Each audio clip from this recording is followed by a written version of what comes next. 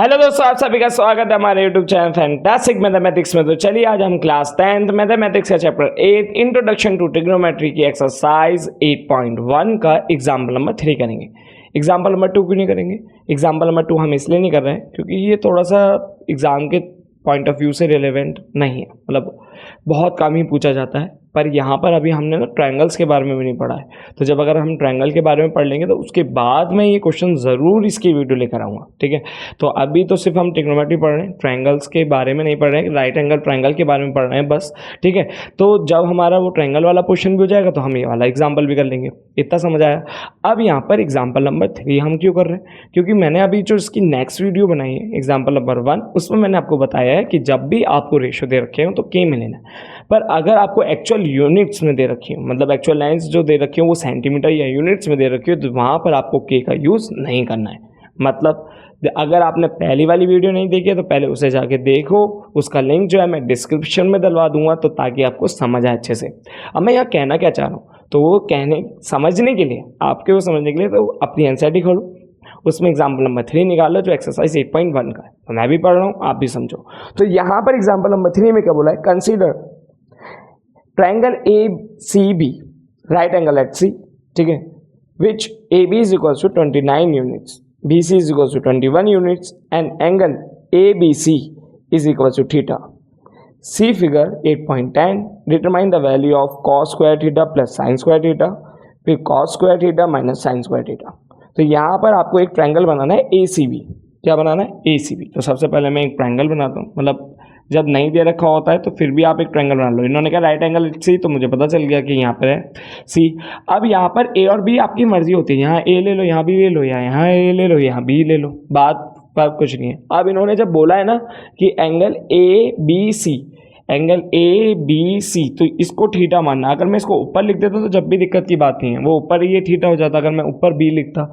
अब इस थीटा के हिसाब से नहीं दे रखी, इन्होंने कहा जहाँ पर भी AP आए, मतलब ए भी आए, AP कह रहा है ए भी आए, वहाँ पर तो 29 लिख देना, और जहाँ पर भी BC दिखे वहाँ पर 21 लिख देना, ठीक है। तो ए बी का है, ए बी मेरा ये रहा, तो यहाँ लिखूँगा 29, और जहाँ पे BC दिख रहा है वहाँ पे मैं लिखूँगा 21। अब यहाँ पर मुझे ये परपेंडिकुलर निकालना है। अब देखो ये एक्चुअल में यूनिट्स में, देखो इसके आगे 29 यूनिट्स लिख रहा है, यहाँ पे 21 यूनिट्स लिख रहा है, तो इसका मतलब इन्होंने एक्चुअल में लेंथ दे रखा, कोई रेशो नहीं दे रखा।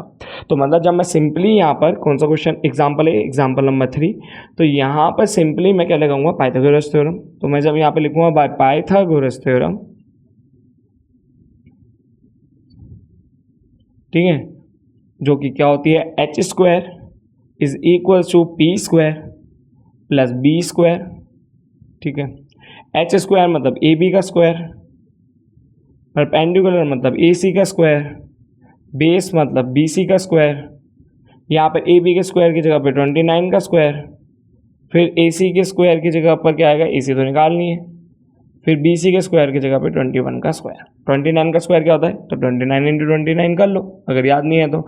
9 9 जा 81, फिर 2 9 जा 18, और 18 प्लस 8 कितना हो जाएगा? 26, ठीक है। फिर 2 9 जा 18, 2 2 जा 4, और यहाँ पे आ गया 5, यहाँ पर आ गया 1, ये हो जाएगा 14, और ये कितना हो जाएगा यहाँ पर? 8, ठीक है, 841, ठीक है। तो यहाँ पर मैंने क्या करा? 9 9 जा 81, ठीक है, फिर 2 9 जा 18, 18 प्लस 8 कितना होता है? 18 प्लस 8 होता है 26, फिर 2 9 जा 18, यहाँ पर 1 आया, फिर 2 2 जा 4, और 1 ऐड करा तो 5।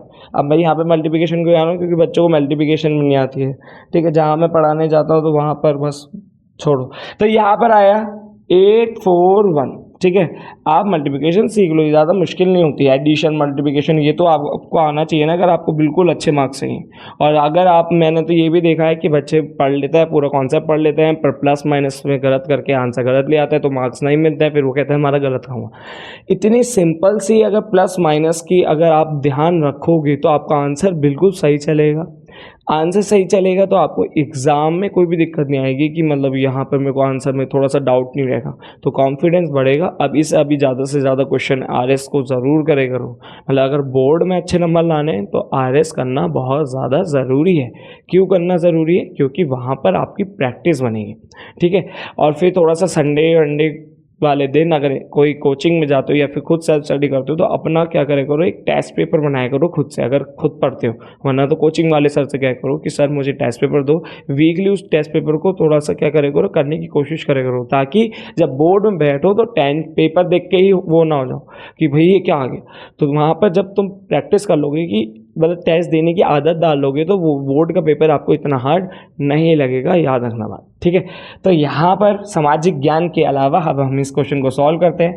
तो जब देखो 21 इंटू 21 करेंगे तो 1 1 ज़ा 1, 2 1 ज़ा 2, 2 1 ज़ा 2, फिर यहाँ पे 2 2 ज़ा 4, तो यहाँ पर क्या आ गया 1 4 4, ठीक है। तो यहाँ पर आ गया 4 4 1। अब उसके बाद ये इधर जाएगा तो 8 4 1 minus 4 4 1 is equal to AC square. तो यहाँ पर कितना आ जाएगा मेरा 400, 400 is equal to AC square. तो AC की वैल्यू क्या आ जाएगी, रूट के अंदर 400, तो AC is equal to plus minus का 20।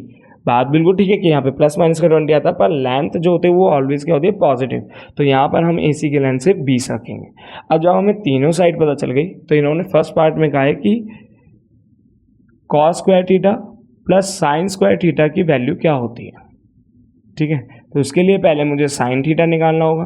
तो साइन थीटा, जब यहाँ पे थीटा दे रखा है तो इस थीटा के हिसाब से परपेंडिकुलर वाली साइड क्या होती है, मतलब साइन थीटा का रेशियो क्या होता है, P/H। तो इस एंगल के हिसाब से परपेंडिकुलर क्या आ गया 20, तो यहाँ पर मैं लिखूंगा 20 और जो हाइपोटेन्यूस है वो क्या आ रही है 29, ठीक है। फिर मेरे को कॉस थीटा निकालना है, तो वो क्या होता है बेस अपॉन हाइपोटेन्यूस, क्या होता है बेस अपॉन हाइपोटेन्यूस। तो यहाँ पर बेस क्या है 21, ठीक है, और वो कितना आ जाएगा 29, ठीक है। तो अब मुझे क्या करना है, अब मुझे इन दोनों का स्क्वायर करके उन्हें ऐड करना है। मतलब अगर साइन स्क्वायर थीटा लिखा है तो मतलब वो जो ये वैल्यू है उसका स्क्वायर करना है, और अगर कॉस स्क्वायर थीटा लिखा हुआ है तो जो कॉस थीटा की वैल्यू होता है उसका स्क्वायर करना है, ठीक है।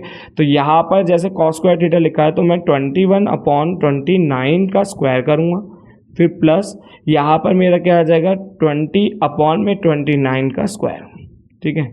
अब यहाँ पे देखो 29 का स्क्वायर हमने करा है तो नीचे तो आ जाएगा 841, यहाँ पर कितना आ जाएगा 441, फिर प्लस यहाँ पर कितना आ जाएगा 400, फिर यहाँ पर कितना आ जाएगा 841।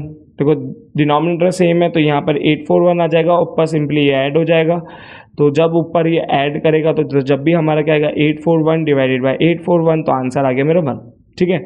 और जब मैं इनमें से माइनस करूँगा तो देखो जब माइनस करूँगा तो सिंपली यही आएगा, मतलब जब माइनस आएगा तो क्या करना है, बस ये जो नंबर्स हैं 441 डिवाइडेड बाय 841 माइनस 440 मतलब 400 और डिवाइडेड बाय 841, तो जब भी डिनोमिनेटर सेम है तो 441 माइनस 400 डिवाइडेड बाय 841, तो यहाँ पर आंसर ऊपर आ जाएगा 41 डिवाइडेड बाय 841, ठीक है। इतना समझ आया।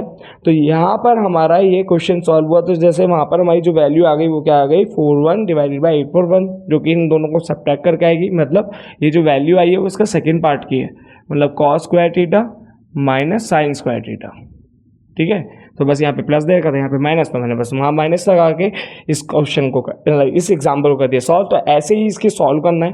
आपको क्या करना है, सबसे पहले ट्रायंगल बनाना है, उसके बाद पाइथागोरस थ्योरम लगानी है, साइड निकालनी है, साइड निकालने के बाद जो रेशो दे रखे हैं वो निकालना है। तो इसी के साथ हमारे एग्जाम्पल नंबर 3 हो जाता है सॉल्व। तो होप आपको हमारी वीडियो समझ आई होगी। अगर आपको हमारी वीडियो समझ आए तो प्लीज़ हमारी वीडियो को लाइक करें, हमारे चैनल को सब्सक्राइब करें, अपने दोस्तों को जरूर शेयर करें, और अगर आपको कोई डाउट हो तो प्लीज़ कमेंट करके बताएं। Thanks for watching.